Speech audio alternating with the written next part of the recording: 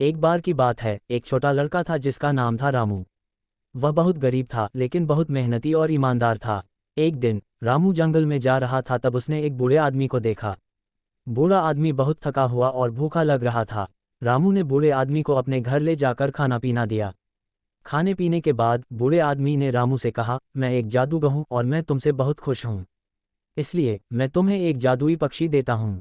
ये पक्षी तुम्हारी हर इच्छा पूरी करेगा। रामू को बहुत खुशी हुई। उसने बूढ़े आदमी को धन्यवाद दिया और वह आदमी अपना घर चला गया। रामू ने पक्षी से कहा, मुझे एक बड़ा सा घर चाहिए।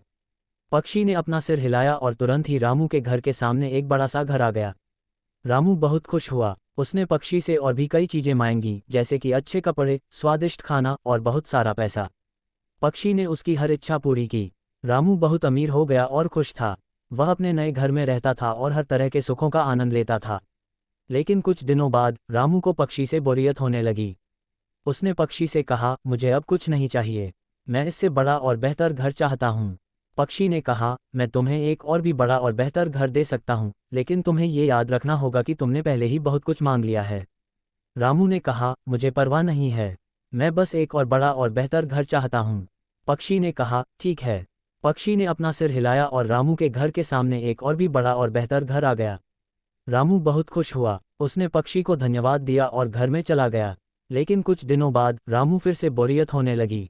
उसने पक्षी से कहा, मुझे अब कुछ नहीं चाहिए, मैं इससे बड़ा और बेहतर घर चाहता हूँ। पक्षी ने कहा, रामू, अब तुम बहुत लालची हो रहे हो, तुमने पहले ही बहुत कुछ मांग लिया है। लेकिन रामू ने नहीं सुना। वह बस एक और बड़ा और बेहतर घर चाहता था।